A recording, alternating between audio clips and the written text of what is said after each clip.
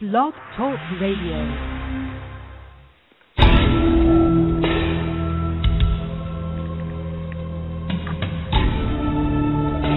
You are now listening to True Murder, the most shocking killers in true crime history, and the authors that have written about them.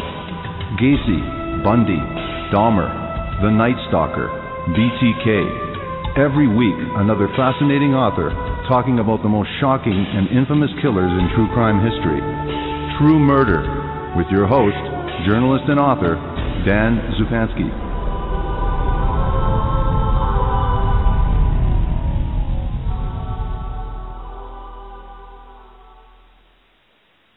Good evening. This is your host, Dan Zupansky, for the program True Murder, the most shocking killers in true crime history, and the authors that have written about them. In the horrifying annals of American crime, infamous names of brutal killers such as Bundy, Dahmer, Gacy, and Berkowitz are writ large in the imaginations of a public both horrified and hypnotized by their monstrous, murderous acts. But for every celebrity psychopath who's gotten ink for spilling blood, there's a bevy of all but forgotten homicidal fiends studying the bloody margins of U.S. history. Spurred by profit, passion, paranoia, or perverse pleasure, these killers, the Witch of Staten Island, the Smutty Nose Butcher, the Bluebeard of Quiet Dell, and many others, spanned 3 centuries and a host of harrowing murder methods. These demonic denizens may be long gone to the gallows, but this insidiously irresistible slice of gothic Americana will ensure that they'll no longer be forgotten. The book that we're featuring this evening is Psycho U.S.A., American Psycho Killers You've Never Heard of, with my special guest, journalist and author and professor Harold Schecter. Welcome to the program, and thank you for agreeing to this interview, Harold Schecter. My pleasure to be here. Thank you for inviting me. Thank you very much. I just want to make another little introduction for those that tune into this program, and it's been on almost 3 years now, that you are the perfect person to be coming on this program, so I'm very glad to welcome you on here.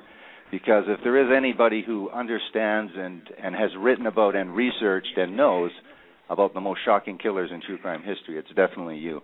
So thank you very much for coming on. This is a great book to discuss, too. This is a great book, by the way. Thank you. Thanks. Now, let's go back. For those that don't know what a serial killer, the definition of that, somebody just woke up after a coma after 20 years, but please tell us about the term serial killer, because you do take us back to a time where there wasn't a term for serial killer, and as we talked about in the introduction, the killers that you're talking about span 3 centuries. So tell us when the term, the phrase or the term was coined, serial killer, and what were they called before that, and what were they called centuries ago? Well, apparently the first use of the phrase serial murderer dates to around 1962, according to the Oxford English Dictionary, which tracks the etymology of language. And apparently it first appeared in a book by a German film critic, strangely enough, named Siegfried Kracauer, who was writing about the famous movie M, starring Peter Lorre, about pedophiliac serial murderer. And Kracauer coined that term. And then it was picked up a little later by another British writer. It didn't really, become widely used until the 1980s, when the FBI profiling unit began to employ that term. There's some controversy over exactly who coined it. But in any case, it's a relatively recent term, but it's a recent term for an age-old phenomenon. I mean, it goes back way beyond the 3 centuries that my book covers. It's probably really as old as our species itself. There's actually a very illuminating book I read years ago by a Harvard anthropologist named Richard Wrangham. The book is called Demonic Males, and it traces the origins of male violence in the human species, back to our primate ancestors. And, chimpanzees, with whom we share something like 99.9% of our DNA, we share more DNA with chimpanzees than chimpanzees do with gorillas, are, as it turns out, I hadn't realized this until I read the book, frighteningly violent creatures who commit the kinds of atrocities, really, that we associate with things like serial killers. So, I'm sure you have found that kind of crime going on all throughout human history and possibly even prehistory. In the past, serial murderers were known by a variety of names. There was a point at which they were called lust murderers, which I think actually is a very, very, in a way, a more expressive and even accurate term than serial murderer. Back in the Middle Ages, they were referred to as lycanthropes because the kind of butchery they committed was so extreme that, people thought that these were human beings who literally turned into wolves when they were committing these kinds of crimes. Somebody like Chikatilo, for example, would be a modern example of that kind of killer. Back in the 1930s, there was no distinction made between serial murder and mass murder. I wrote a book about Albert Fish, for example, arguably the most heinous serial killer in the annals of U.S. crime, cannibal pedophile, who was preying on children back in the 1920s and 30s. And it was interesting to me that in the newspaper stories of the time when he was arrested, they were just using the term mass murder. Of course, now a distinction is made between serial murder, which again is basically a sadistic sex crime, and mass murder, which is, a kind of apocalyptic, suicidal explosion of violence in which a person just takes out a bunch of people at one time. So, right. Yeah, it's interesting. Yeah. That term now is still used, but in a different context. Right. Well, again, they're two very, very different phenomena. Again, the mass murderer. I guess the most recent notorious case is, the guy who shot up the movie theater in Denver. Right. In the dark night.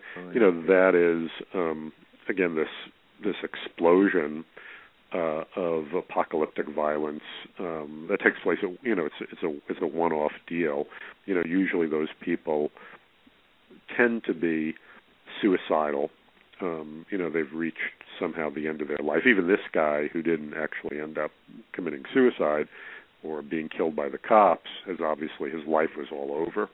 And they're basically going out with a bang. That's it. It's this one-time deal. Whereas serial murderers, again, it's basically a sadistic sex crime.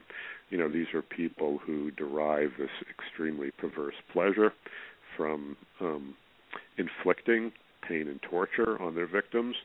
And, the pattern of serial murder tends to follow the pattern of sexual behavior, a period of fantasizing about committing this act, finally this overwhelming impulse to do it, trolling for a victim or picking up a victim, perpetrating this act, then this cooling off period, which basically just parallels, the kind of period that follows a normal person's sexual release, and then the build-up again of the impulse. So,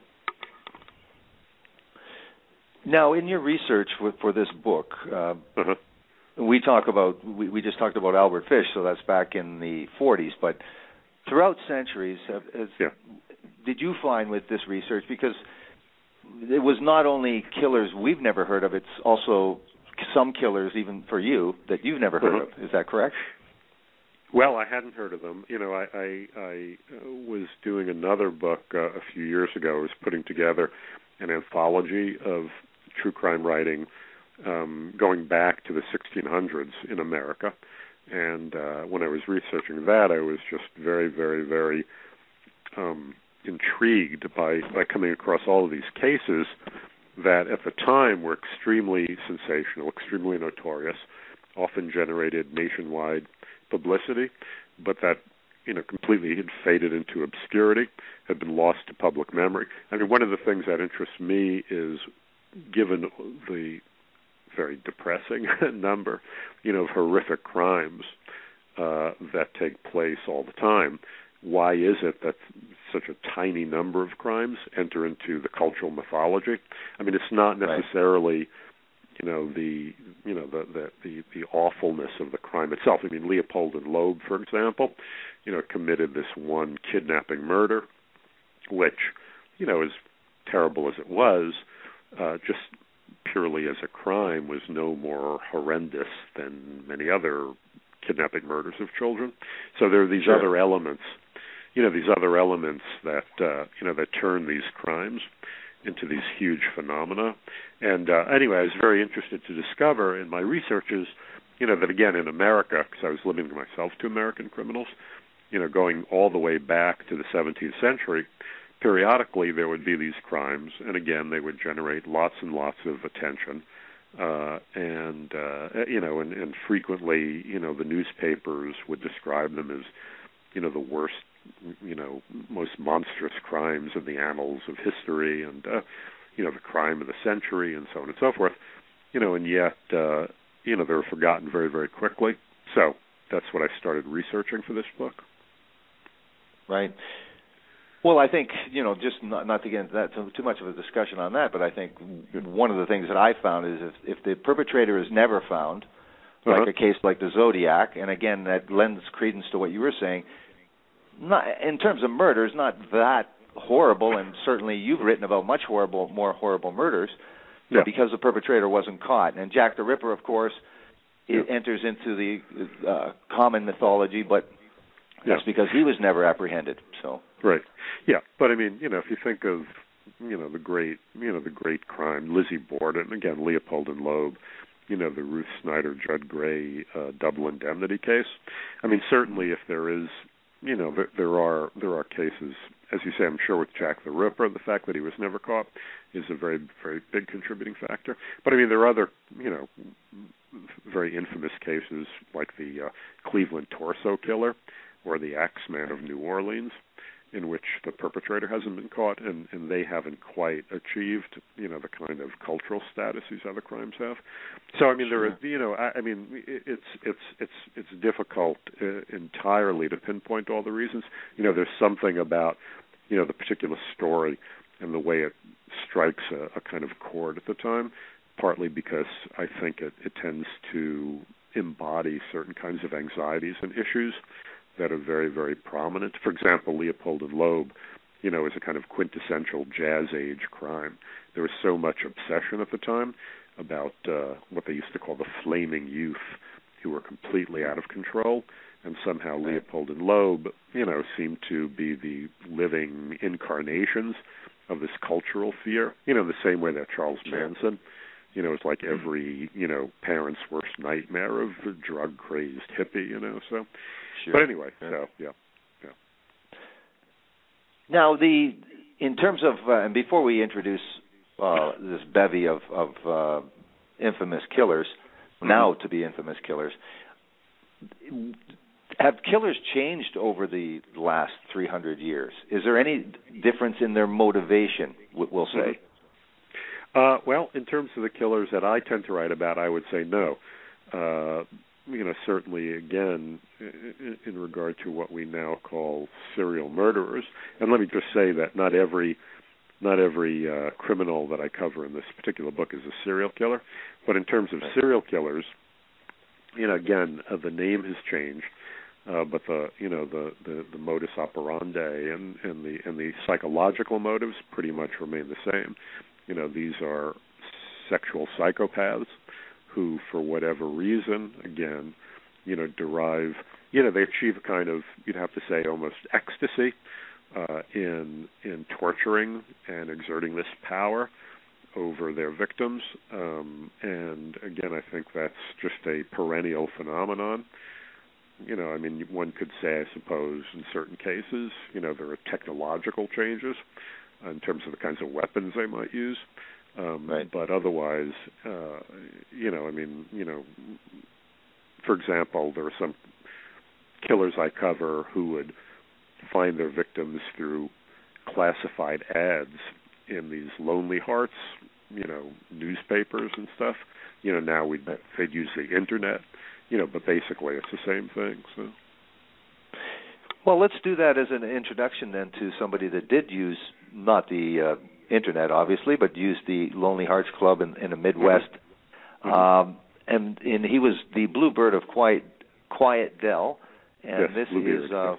Harry F. Powers. So yes, tell us about Harry F. Powers, please. Well, he was this rather dumpy, unattractive man, married, who would contact lonely widows. He lived in West Virginia, again contacting them through these Lonely Hearts Clubs, which were, I guess, the 1930s equivalent of Match.com and so on. And he would, he was presentable enough. He obviously would create these false identities and present himself as a well-to-do widower, and ingratiate himself with these women, and then lure them to this, basically torture chamber that he had constructed on a piece of property in a little village called Quiet Dell, and trap them in the basement and subject them to various tortures and kill them. I mean, in one case, he killed a woman and both her children, and in another case, he killed one other woman that he had lured there.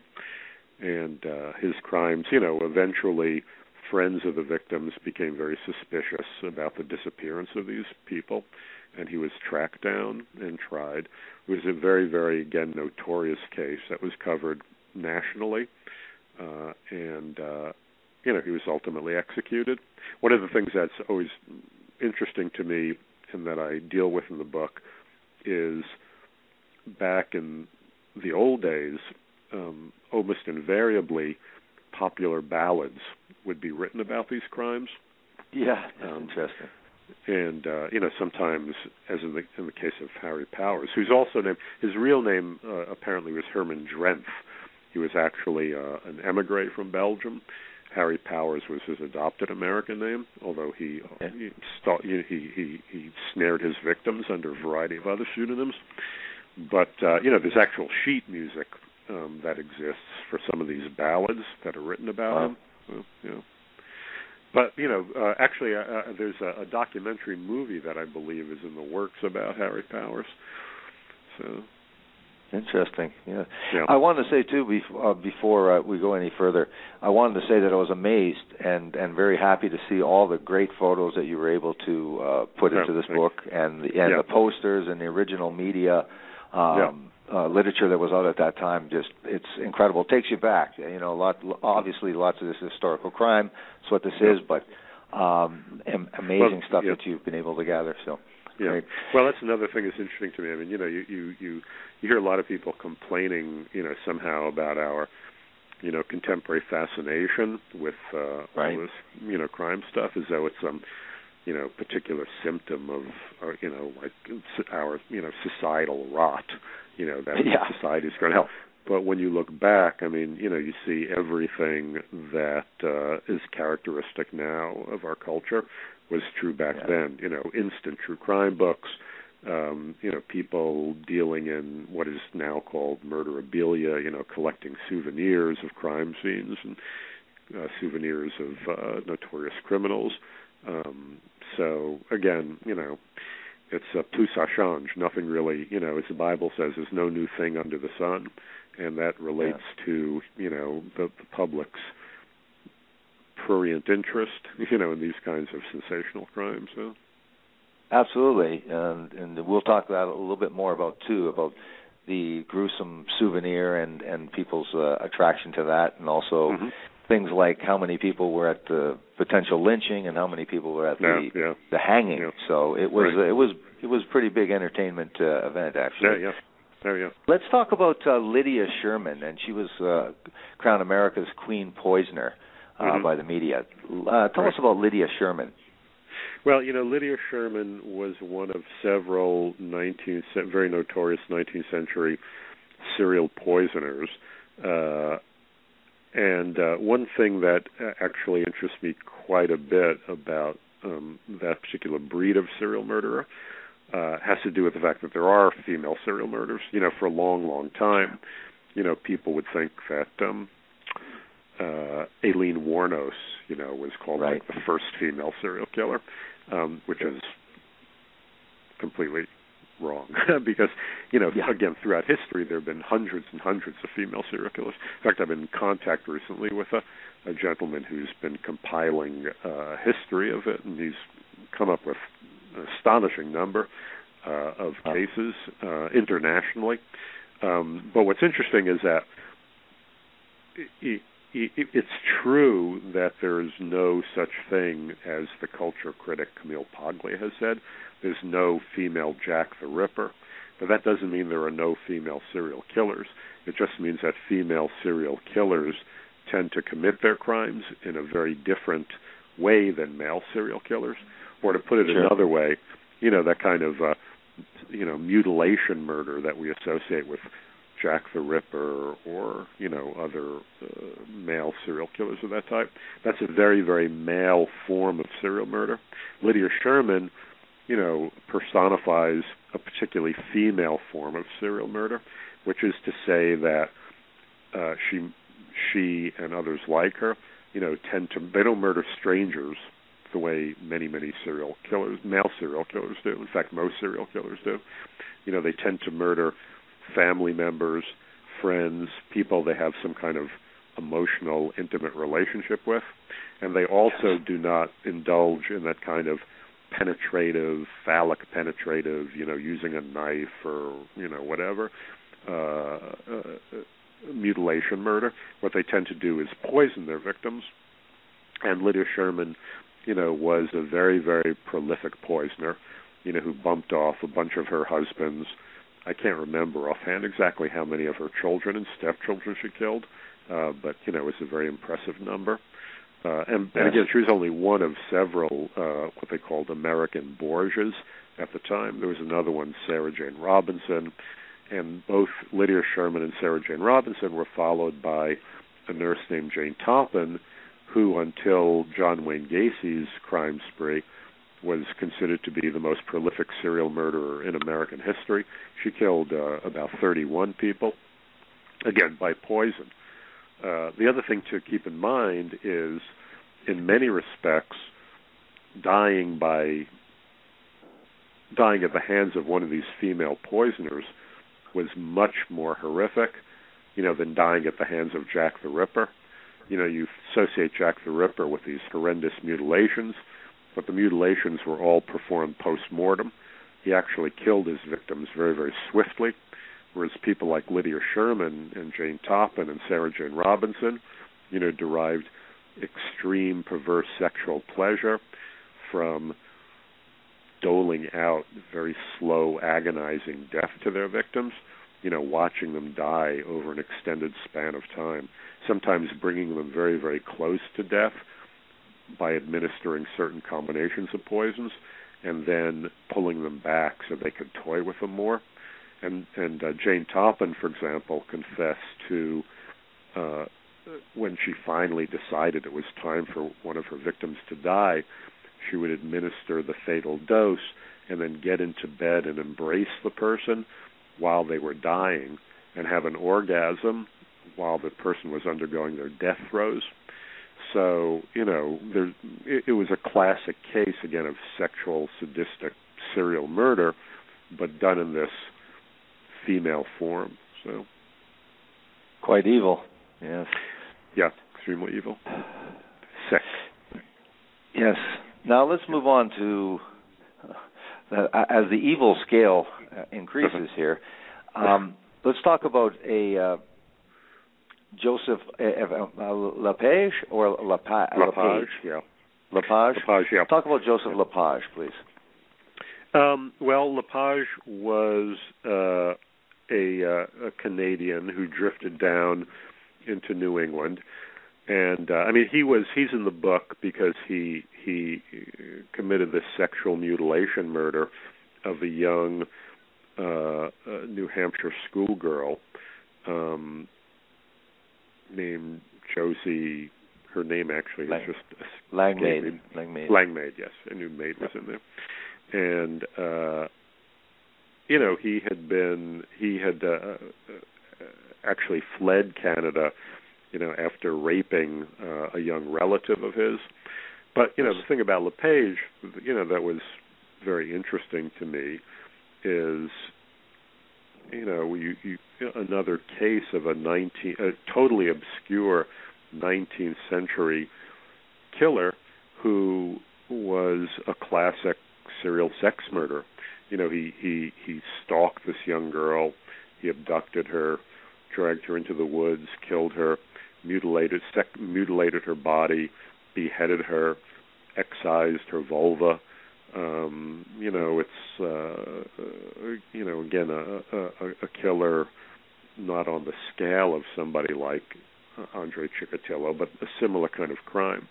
You have these psychopathic sex murderers who are driven to perform these horrendous mutilation rapes on young women. And again, you don't associate it necessarily with 19th century New Hampshire, but that's part of the point of my book, is that these crimes have taken place at all times and in all places. And let me just say that it's not, of course, limited to America.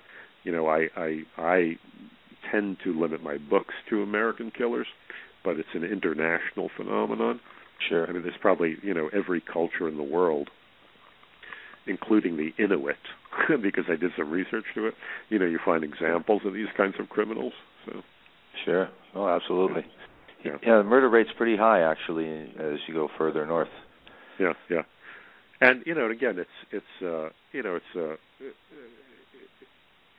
an archaic form of crime.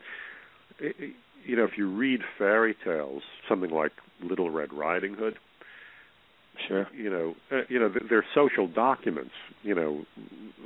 One of the main message of something like Little Red Riding Hood, is that if you're a young girl and you venture out into the forest in medieval Germany, you're likely to get raped and dismembered, and that is converted into this dreamlike tale of a little girl and a wolf. But it represents a historical and a social reality of the time. So. Sure. Yeah, absolutely. Yeah. Now let's talk about another subject, Franklin Evans, the Norwood Monster, and tell us a little bit about this. Well, again, he, similar to LePage, really. Evans.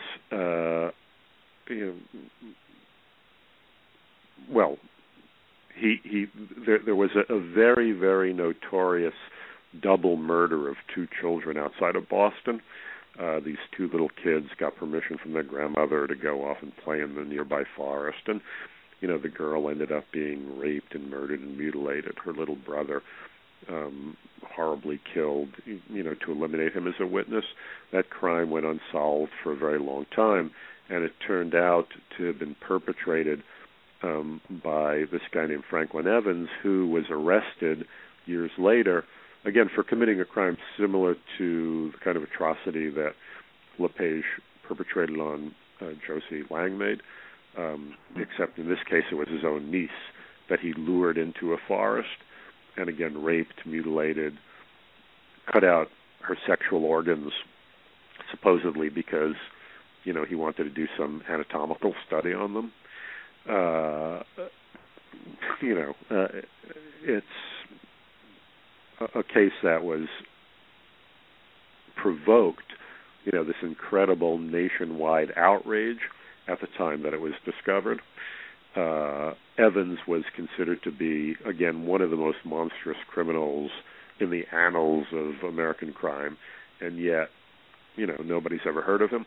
And again, the crime itself, I would argue, for example, is much more horrific than something like the Leopold and Loeb murder, and yet no one's heard of Evans anymore. So until now. So yeah, it is quite shocking that I hadn't heard of any. Not that I'm an expert, but I mean I hadn't heard of these people either, and especially because. Yeah. I'm sorry. Go ahead. Sorry. Go ahead. No, I was going to say, talking about Leopold, I don't know if you're going to raise it, but, to me, one of the most horrific figures in the book, and a figure that I was sort of only vaguely aware of when I started writing it, was William Hickman, who is known as the Fox, right, who Hickman was a young man who had worked as a messenger in a bank. This is 1927, and abducted the daughter of one of the executives in the bank and held her for ransom. And the father agreed to pay the ransom, and Hickman arranged to rendezvous with him. He was going to turn over this little girl. He had the little girl captive for a few days and treated her very nicely, took her to movies and bought her ice cream and kept her entertained and kept assuring her that she would be returned safely to the father. The father agreed to pay the ransom, and they arranged for a rendezvous spot. And the father arrived there with this bag full of money. Hickman pulled up in a car. The father said, I want to make sure my daughter's okay before I pay you. So Hickman shone a flashlight on the passenger seat, and there was the little girl who was sitting there wrapped up in a blanket with her eyes wide open and apparently smiling. So the father passed the money to Hickman through the window. Hickman drove off a little ways, opened the passenger door, tossed the little girl out, and drove off. The father ran up to retrieve his daughter, and what he discovered was that Hickman had killed her, disemboweled her, cut off her arms and legs, sewn her eyelids open to make it look as if her eyes were open, put rouge on her cheeks and lipstick on her mouth to make it look as if though she were healthy and smiling. It's a crime that is so unimaginably horrible. Yes. And when Hickman was arrested, he himself expected that he would become as infamous as Leopold and Loeb. Sure. And yet again, it's completely faded from public memory. I guess Hollywood's got to make a movie, got to do a movie treatment and to really ensure. Well, see, that's the interesting thing. I mean, the question becomes, what is the story? I mean, the story of Leopold and Loeb and the characters of Leopold and Loeb were so fascinating, that it's constantly being retold, as you know. I'm not so sure you can really do that with the Hickman case. I mean, the crime itself is, incredibly nightmarish, but I think to enter into the cultural folklore, there has to be something about them. It's like any other story. It's like any movie or any play or whatever. There has to be something in the story. There has to be something in the characters. It can't just be the awfulness of the crime. So. No. Obviously, there has to be a lot more to that, and Hollywood really needs a love story, so it has to be that. Yeah. That's true. I guess Ideally, Leopold anyway. and Loeb was.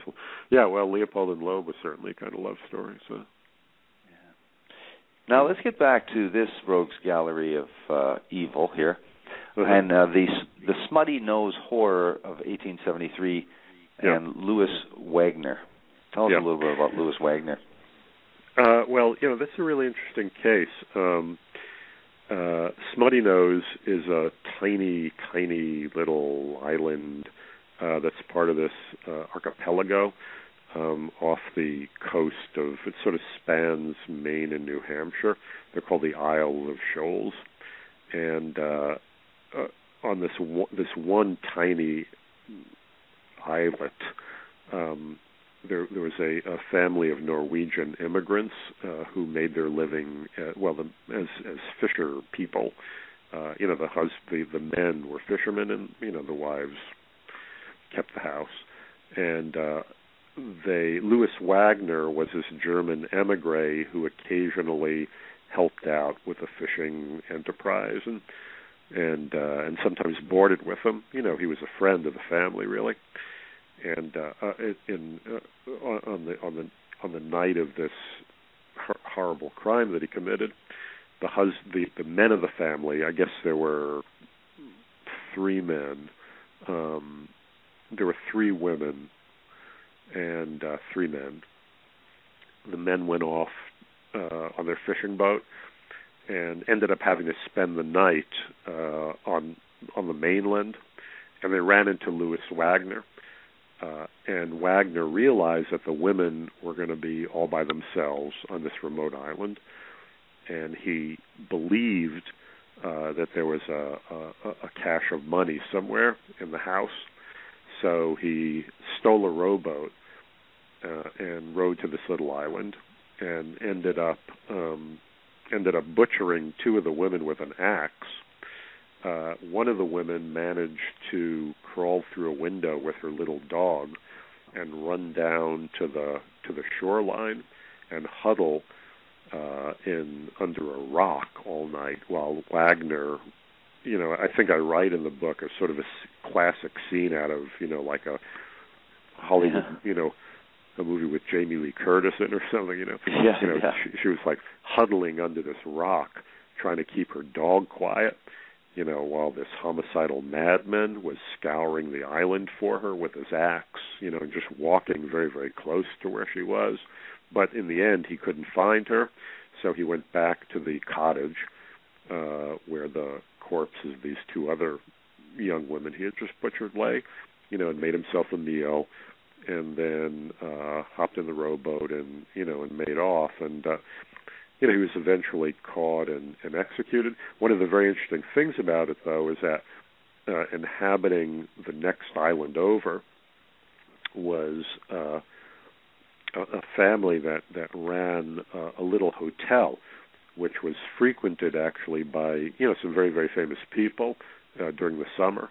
People like Nathaniel Hawthorne and Henry David Thoreau had visited there. And the daughter of the family was this woman named Celia Thaxter, who was a very, very well-known poet at the time. And she was one of the first on the murder scene the next day. And she ended up writing a long article about the Smutty Nose horror. That is a very, very, very pioneering piece of American true crime writing. It really, in many ways, I would argue, is the first modern piece of American true crime writing. It predates In Cold Blood, by almost 100 years, but it does something of what In Cold Blood does, which is bring a literary kind of sensibility and literary style and literary language, to the telling of this horrible, horrible murder. So it's quite an interesting case. The author Anita Shreve wrote a book called The Weight of Water, which was made into a not very good movie with Sean Penn, I believe, based on the case. Right. Interesting. Now let's talk about. This was surprising that this the year of this 1927, but tell us about Andrew Kehoe. Yeah, well, that was a very, very fascinating case. That was something, that's gone down in criminal history as the Bath School disaster. This was a little town in Michigan, Bath, Michigan, and Kehoe was a local resident, a local citizen of the town, very well respected. He had a farm. He became obsessed with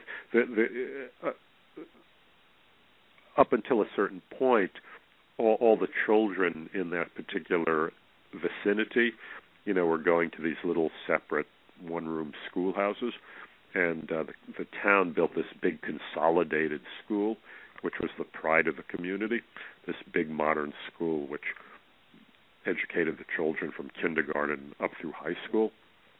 Right. And to support it, of course, all the citizens of the town were taxed. And Kehoe developed this obsession about being taxed. He and his wife didn't have any children, and he thought that this was, incredibly unfair, and so on and so forth. And anyway, he had some engineering background, and was very, very, very skillful in mechanics, and had some electrical knowledge. So he was kind of hired to do some upkeep on the building, and over the course of many, many months, he was given a key to the schoolhouse, and unbeknownst to anybody else in the community, he was smuggling in explosives into the building at night and rigging up this huge time bomb in the basement, which was triggered to go off with some homemade detonating device he made out of alarm clocks. He'd gotten some surplus World War I explosives, which were very widely available at that time to farmers who used them to get rid of stumps on their property and so on. And he had managed to accumulate a huge amount of this stuff. And he just brought, I can't even remember how much, but hundreds and hundreds of pounds of this. He loaded into the basement of this school.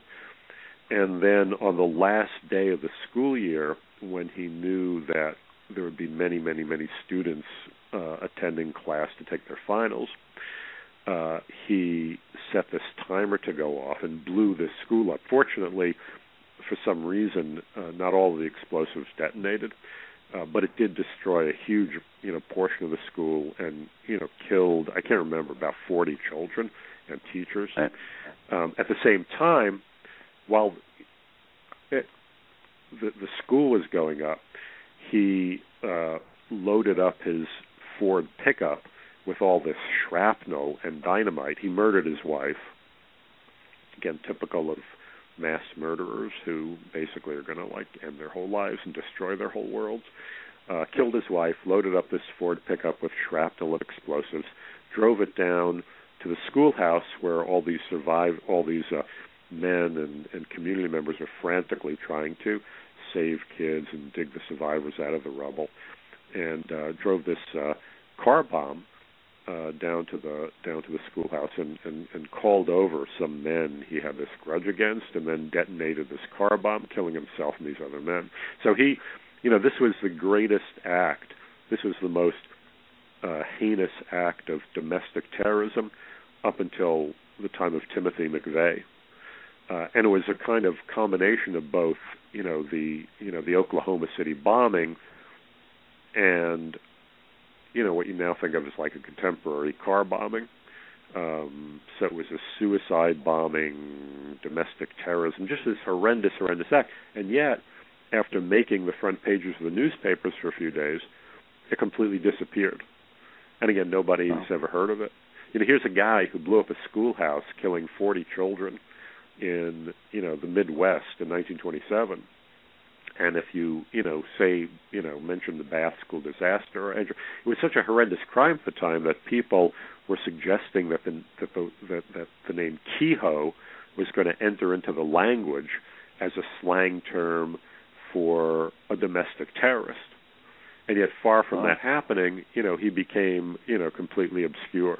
So, I think I think there are several reasons for that. One is the Bath School disaster occurred literally just days before Charles Lindbergh made his transatlantic crossing, and that was such a huge epical event. It completely overshadowed the disaster. But the other factor is, I think that, again, there are certain kinds of crimes that become cultural obsessions. For example, back in the late 19th century, poisoners, Americans obsessed about poisoners in the way Americans did about serial killers in like the 1970s and 80s. There was something about the crime of poisoning that played on very, very widespread fears at the time, which I think had to do with the fact that, there was no regulation of food and drugs and so on and so forth.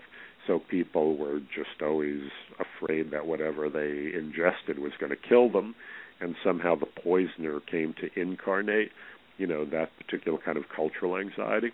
Just as a serial murderer came to incarnate certain kinds of anxieties having to do with sexual danger and the spread of AIDS and so on and so forth in the 80s and so on.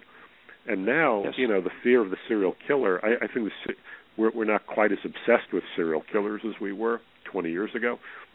Now we're much more focused on mass murderers, again, like, the Columbine or this, the guy in Denver recently. And I think that's because, the fear of serial murder has been replaced by, this terror of the mass murderer, because of terrorism. So, I guess I'm saying that Kehoe is that. I mean, Kehoe's crime was almost like, in that sense, it was ahead of its time. It wasn't quite the kind of crime. As horrendous as it was, it didn't strike that sort of communal chord of anxiety, that something like that would nowadays. Yeah, and I think since 9/11 as well, we have this collective terror at mass murder, and obviously, and also it keeps in line with the fear of a serial killer. It's the fear of the randomness of it. So that's why more people can relate to it, I think. Yeah. Well, I think randomness is always a very, very terrifying thing. I mean, I think it's one of the reasons why there are so many conspiracy theories. It's more comforting to think. Well, I mean, my own opinion, for example, about the Kennedy assassination. It's more comforting in a way to think, that something like that was committed as part of a vast conspiracy. Then there was just this one loose cannon, who randomly killed this president and, changed all of history. So, anyway. Yeah, some people look for explanations that are bigger than they are. I think I think that there's an unwitting conspiracy a lot of times as well. People, just by human nature, do a lot of things that seem to look like conspiracies later, but there's a lot of, you've covered how many true crime books? There's so many. It looks like ineptitude, but it's just fortune the other way. And oftentimes the police and authorities get breaks in the same sort of way, just coming out of the blue. So I don't know if it ever evens out, but it's probably not. Tell us about a person I found particularly interesting, Anton Probst, The Monster in the Shape of a Man. Yeah. I mean, that to me was one of the most disturbing crimes, that I covered in the book. You had, actually when it's one of those, sometimes I'll come across a crime, and, when you write about these things enough, you do achieve a certain kind of detached attitude towards it. I always compare it to, a medical student, performing an autopsy. After a while, it becomes kind of routine. But the Probst case is one that, I found when I really, really allowed myself, to think about it, getting quite upset over it. Probst, again, was this German immigrant, fought in the Civil War. He'd been taken in by this family called the Deerings, this farmer and his wife and young children, and who'd just been treated really, really well, and almost like a family member himself. And then he decided that, again, a little bit like it was a little analogous to the Smutty Nose case, because just as Louis Wagner had been taken into this family and then decided he was going to kill them all, or the women, just so he could rob the money, Probst decided, that Deering had a bunch of money in his house, which he didn't, and he was going to get it. And the only way he could figure out somehow to achieve this goal was to slaughter the entire family. So, one day he basically lured each of the members of the family in succession, the mother, then one child, the next child. He lured each one into the barn under some pretext, and as soon as he got them in the barn, he would butcher them with an axe, and then he ended up killing the father, and he ended up killing, one other young man who worked on the farm who he was very, very friendly with. He ended up butchering like 8 people altogether. When I was writing about it, it struck me again as an atrocity that was on the level of the Manson murders, the Sharon Tate killings. Sure. Probst was a rather dull-witted fellow who didn't actually bother after he committed this massacre to put much distance between himself and the crime scene. And so he was promptly captured. And that crime, very justifiably, generated such incredible communal outrage and indignation. Probst was just really seen as one of the most hideous murderers of that era, which, in fact, he was. So, again, it's not, you wouldn't call him a serial murder. He's unlike Bundy or Gacy or, Jeffrey Dahmer. these are people whose crimes are sexually motivated. That wasn't the case with Probst. He was just this, at the same time, he was obviously, psychopathic in the sense that he was without any conscience. He basically contrived and carried out this massacre, on people he knew and who had befriended him, for no other reason that, they were basically in his way because he wanted to get a little money so he could go to the local brothel. So. Yeah. Tell us about Robert Irwin, the Mad Sculptor. Yeah, Irwin, I'm actually writing a whole book about Irwin now.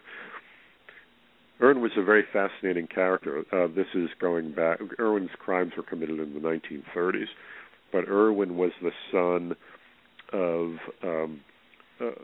a well-known, within the particular world, Pentecostal evangelist. Both his parents were religious zealots, and he and his brothers were brought up in this world of constant tent meetings and traveling ministries and so on and so forth. And Irwin and his brothers, they were very neglected as children because, the father ran off with some other woman, leaving the mother to raise the kids by herself. And the mother was very, very fanatically religious. I mean, all her time was spent involved with her religion. And there were three sons who were allowed to run wild. And Irwin's two brothers, very promptly ended up in reform schools, and they really became career criminals. Irwin himself displayed a very, very early talent for art, and particularly for sculpture. And as he grew older, he decided to devote his life to his art. And he became quite an accomplished sculptor who made his way. First, when he was around in his teens, he ran away from home, made his way to Hollywood, and found work in the studio of a guy named Carlo Romanelli, who did a lot of set design at that time for early silent movies. Romanelli, for example, did the statuary for the first silent version of Ben-Hur, and Irwin worked with him for a while. And then he made his way to Chicago and became a protege of the man who at that time was America's most famous sculptor, a guy named Laredo Taft, who had done a lot of work for the 1893 Chicago World's Fair and did a lot of public statuary around Chicago. Very, very well known. And Irwin was a favorite student of his. But Irwin was a very, very unstable character. He really was a kind of Jekyll Hyde personality. He could be extremely likable, extremely ingratiating. He was very, very bright. He was basically self-taught, but very well-read.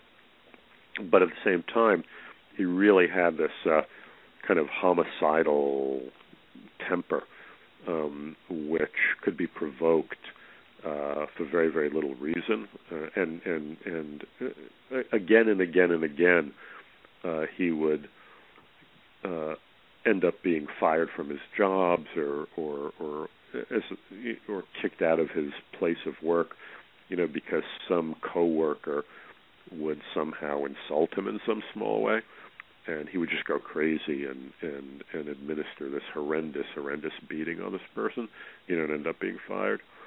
Anyway, Irwin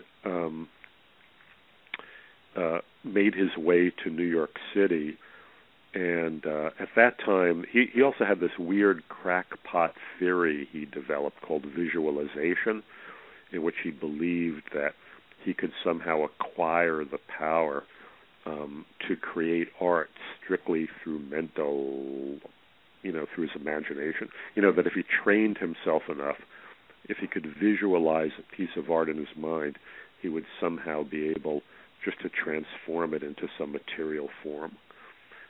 And he became convinced that what was preventing him from doing that was his sexual impulses, He believed that he was being too distracted by his sex drive, and he wanted to channel that energy into his visualization. So sometime in 1934, he attempted to slice off his own penis. He was living in New York at the time, and he tried to do it. I mean, he inflicted this very, very, very severe incision on his penis, but he couldn't quite manage to bring himself to cut it all off. It was too painful. So he went to Bellevue Hospital and tried to persuade the doctors there to finish castrating him. And instead, of course, they stuck him in the psycho ward. And he spent the next 3 or 4 years in and out of mental institutions. And when he got out, he became obsessed with. He was boarding at the home of a family called the Gideons, and the family consisted of a mother, a father who subsequently moved out of the house, a daughter named Ethel, who was an editor for Vanity Fair magazine, and a beautiful younger daughter named Veronica, Ronnie Gideon, who was an artist's model, and Irwin became very obsessed with Ethel, the older sister. And at this point, he was really, in a way, becoming more and more demented. He also had syphilis, which might have been a contributing factor to his growing instability. Sure. And anyway, he decided that, again, in his own mad way, to achieve this apotheosis he was after, he was going to sacrifice Ethel. He was going to kill Ethel.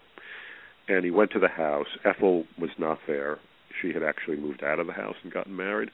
And Irwin ended up strangling the mother, strangling Veronica, the beautiful artist model, and then killing a boarder who was just living there and was just, Irwin decided he had to dispose of him as a potential witness.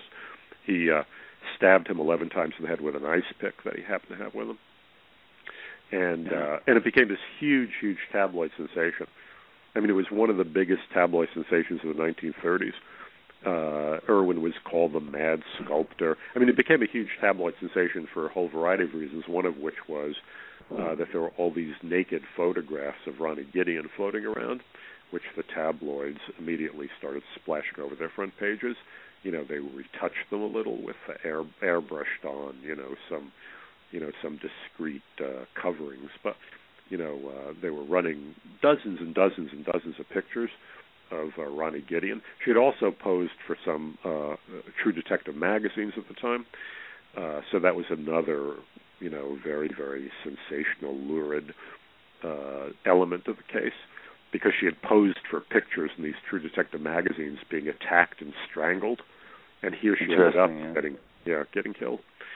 So anyway, Irwin, the thing that was one thing very fascinating to me about the case was that Irwin's psychiatrist at Bellevue, when he tried cutting off his penis, was this famous New York psychiatrist named Frederick Wortham. Wortham had been Albert Fish's psychiatrist, and then Wortham in the 1950s became very, very notorious himself for leading a crusade against comic books that almost put the American comic book industry out of business. He wrote a book called Seduction of the Innocent, which was a big bestseller, which argued that the main cause of juvenile delinquency was comic books. Wow, and, interesting. and so I've always been interested in Wortham, and Wortham was his psychiatrist. Wortham got to know him very well. It was a huge case. The other element, that added, by the way, to its sensational character was that Irwin, who himself was something of a religious fanatic, he killed this family on Easter Sunday, 1937. Oh yeah. So you had all these, this Easter Sunday triple murder, which was committed in a very fashionable neighborhood in New York City. One of whose victims was a beautiful artist model, who had posed for true crime magazines. The killer turns out to be, this very, very talented sculptor who'd once tried to cut off his eye. It had just everything, like a tabloid could possibly hope for. It was like the perfect tabloid. It was like the perfect tabloid storm, So it was like a huge, huge case. Interesting that the tabloid business hasn't changed that much in 80 years either. So. No, not at all. Well, when you look at the tabloids in the 1930s, they were so much more, sensationalistic, really. Sure, so much more. But that kind of sensationalistic newspaper goes back to the Victorian era, really. The Illustrated Police News when Jack the Ripper was around. Again, nothing new. That tabloid sensibility, that so many people point to somehow. Is a sign that we're living in particularly particularly debased culture. That's completely ridiculous. The tabloids going back to the Victorian era were every bit as lurid and prurient as they are now, voyeuristic. And the thing is too, you could look at it a different way too. True crime it's the name of the genre, but really it's history and current events. Absolutely history. Yeah, absolutely. I think I say, or meant to say anyway, in the introduction to my book is, you can learn as much about American culture from studying the crimes, that people were obsessed by as you can from looking at, the politics or, the movie stars or other celebrities. I regard my book, Psycho U.S.A., as a kind of social history of American culture. So.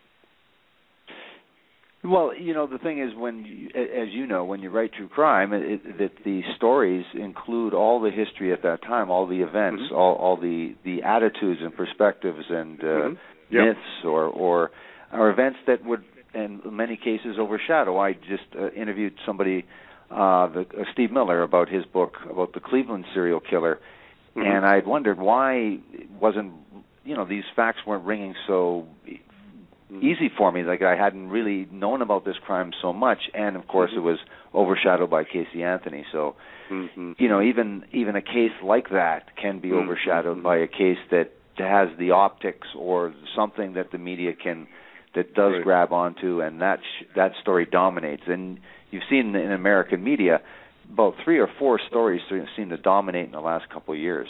And until they run their course. So. Yeah.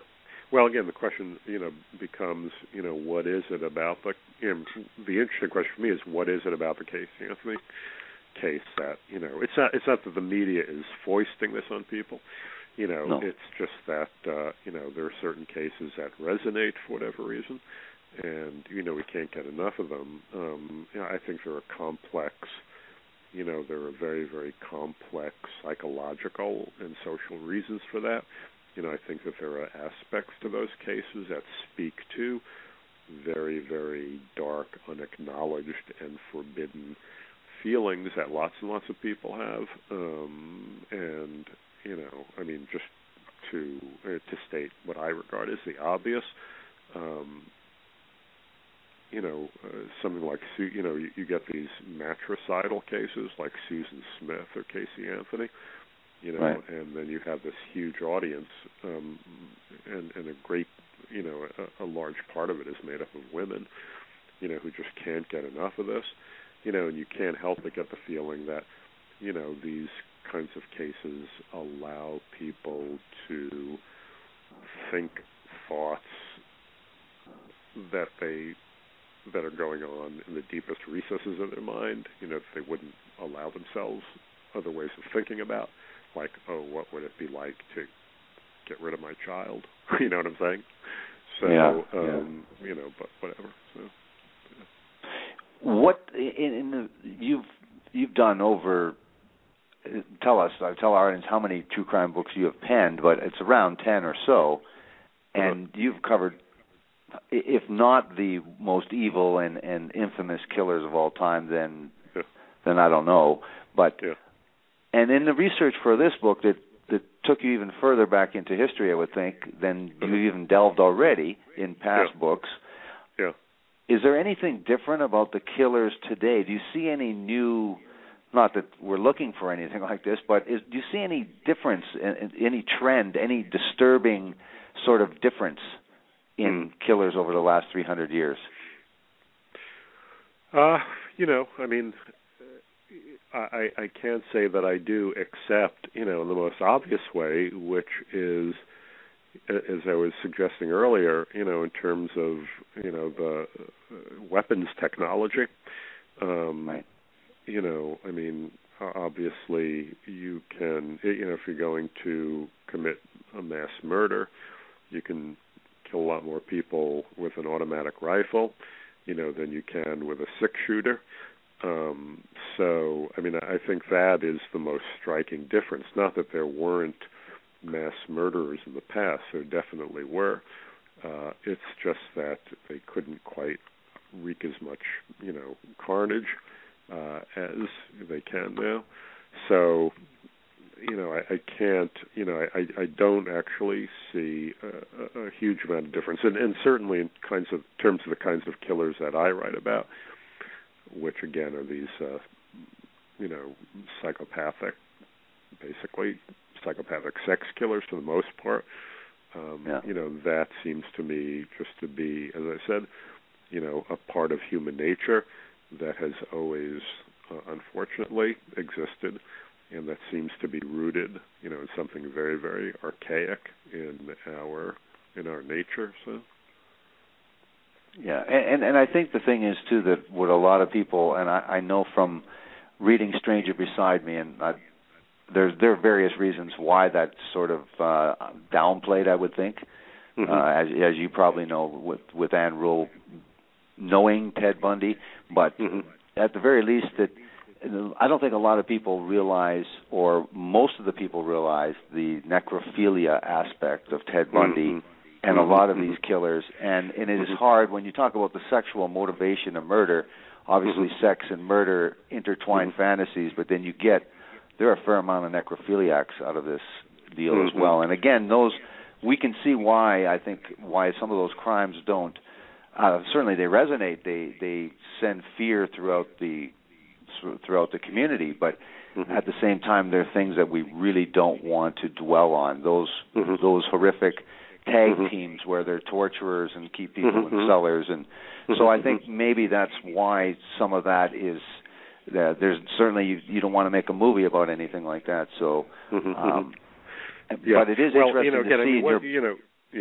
I mean, one difference is, especially now with the internet. I mean, I just think knowledge of these crimes is much more widespread. But, if you look at Kraft Ebbing's Psychopathia Sexualis, which was published in the late 19th century, and, parts of it originally were written in Latin, so that presumably only, professional medical people could understand what was going on.